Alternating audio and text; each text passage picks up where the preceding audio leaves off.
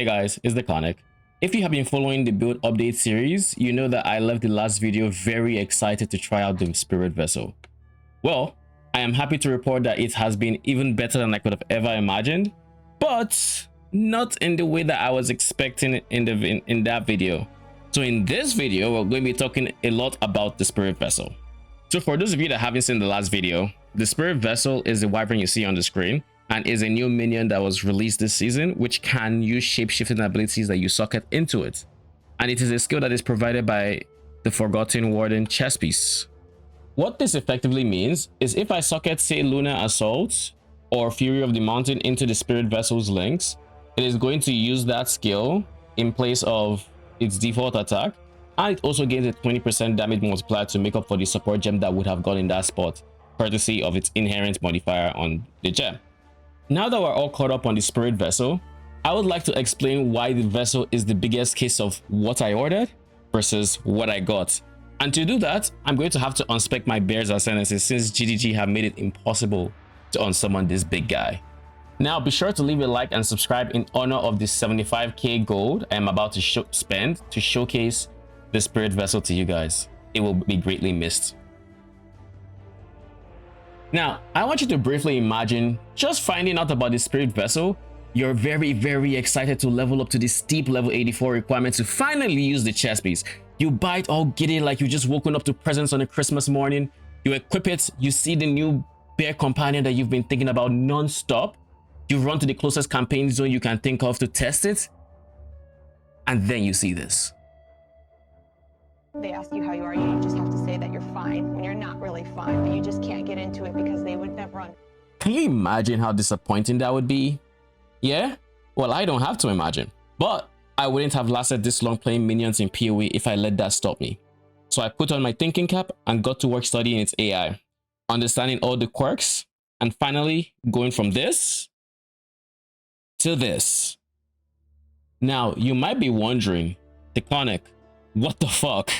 And honestly, that's how I feel, because looking at the difference, I went in fully expecting to use Lunar Assault for clear, getting disappointed by the overall AI of the Vessel, and then somehow, someway, with clever use of game mechanics, I arrived at this powerhouse. So, to give a quick TLDR of what is even happening with its AI, when you try to use Oil Barrage, it isn't actually trying to channel the ability like a player would. It is instead trying to attack different enemies all at the same time with the barrage, and thereby tapping the ability on each enemy rather than channeling the ability on a single enemy. This interrupts the skill before it even has a chance to shoot its projectile. You can see here that when I use the direct minion keybind to tell it exactly who to attack, it has no problem channeling and actually doing damage. But when I don't, it goes back to coughing up oil. Now, this will get very annoying to play very quickly if at every single pack you have to tell it who to attack. But thankfully, we don't need to, because when it consumes a power charge to empower the Oil Barrage, it now has absolutely no problem focusing on a single target from the get-go, bypassing that entire quirky retargeting behavior it was doing. But now, we have to figure out a way to reliably give it power charges so it always uses the empowered Oil Barrage rather than the unempowered one. The most reliable way I have found so far has been to use Devour as a second skill for the Wyvern, which allows it to consume corpses to gain power charges and then use these charges for an Oil Barrage. And as an added benefit, you have a stronger Oil Barrage as a result. This would mean wherever it has corpses, its AI is perfectly fine, but it also means that if there were ever no corpses in any situation, it would cease to function. So think pinnacle bosses and everything. And so, we're going to be running this alongside the Spirit Reservation Gem Sacrifice, which makes it so it slows down minion revive speed, but it makes it so our skeletal minions are considered corpses for our skills. And what do you know? The Spirit Vessel happens to be one of our skills, so it just ends up working perfectly together. It just ends up being the perfect last piece to complete the puzzle that is the Spirit Vessel's AI, at least with reference to Oil Barrage. As a side note, if you can figure out the source of consistent power charge generation for your player character, then you could opt for Idol of Alira, which when socketed in scepters makes it so when you generate a power charge, so do allies in your presence. Allies in this case including the Wyvern. But that basically covers everything required to make the Spirit Vessel into an absolute clear powerhouse. And for support gems to fill out the remaining slots, I recommend using Muster Supports for damage, Ricochet 2 to make it so any projectile that hits the floor has a 50% chance to chain to a nearby enemy. And Fork to make any projectiles that hit an enemy split in two for even more coverage. Now, for a very quick build update for those that have been following my progress so far, I basically replaced my glove and boot. Like I said, I got triple resistance gloves, and then I used the Void Flux for Expedition to convert all fire code and lightning modifiers to chaos, which is why I now have triple chaos res here, or 55% chaos res. This by itself is the reason I am 74% chaos res. This is where most of my chaos res is coming from. I also replaced my scepter. I actually went to buy a scepter this time, so I went for a shrine scepter, which is purity of fire. You can go for purity of ice or purity of cold or purity of lightning.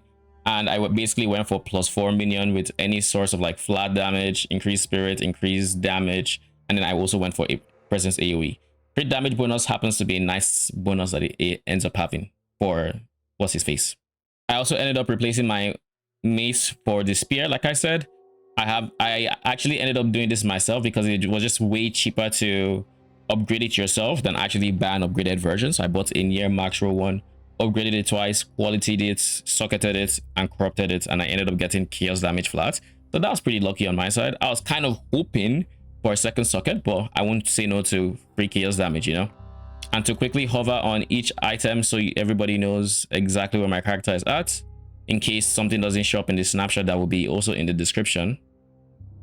And then for skill trees, we have ascendancies. I removed it to showcase, but even more so, we now have more points. So we opted for getting some armor applies to Ellie as well as presence AoE from this wheel. We are also getting some more deflection scaling because our chest piece really wants deflection. And eventually I am going to be replacing my helmet and my helmet, glove, and boots for pure evasion bases. This would allow me to scale even more evasion and increase the chance I deflect. Now this would reduce the amount of damage increase the amount of damage I am taking overall, but this should be fine because of the last modifier on the chest piece, which makes it so deflected hits, a big percent of the damage from deflected hits goes to our companions, and from non-deflected hits we do already transfer a bunch of that damage. I also changed a bit of my skill section. I now have Refutation, which is a buff that makes it so when you cast it and you spend all your ward to just put on a barrier, the way you just instantly block anything from any direction and apply Parry as a debuff to the enemy. Now this is very, very strong because Parry as a debuff makes it so the enemies take more attack damage. I think there's 50% more by default, and you can scale this, but it counts as heavy blocking.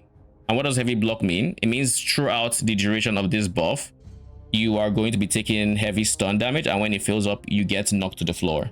It is not going to empty out until the buff drops. So if eventually you do want this to drop so you can empty out your stun threshold. And we then runeforge our boots, which was the least evil, to get all the ward we needed. Now because we need a source of ward, and because it is going to consume all our ward when we cast it, we want to get as much ward as we can, but not that much. And the reason we want more ward is because that increases the amount of damage we can effectively take when we are blocking without being heavy stunned, because you get this modifier that says 5% more stun threshold.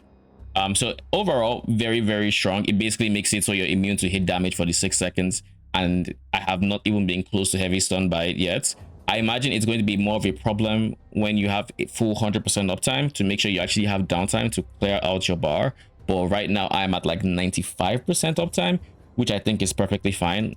Like if I cast it, it's up for 6 seconds and down for 7.6. So there's about a 1 second gap where all the stun buildup gets to leave, and I get to cast it again, restarting the entire combo. It's very smooth. If I wanted a bit more uptime, I would opt in to go for this wheel, which has cooldown recovery rate, which would reduce the cooldown, and skill effect duration, which increases the duration it lasts. This would give me 100% uptime, but then I have to be careful to make sure I don't make it last too long, essentially. Now, aside that, we are also we also added Wind Dancer to our skill set.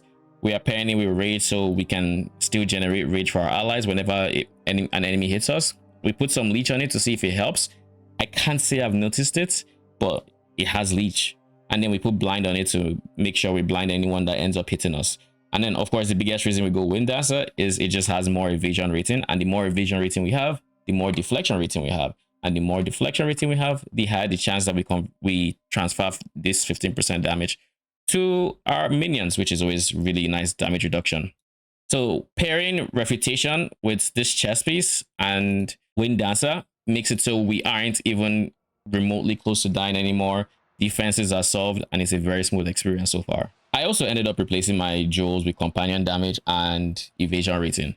And as a side bonus, if I could get cooldown recovery rate, I got it, because why not?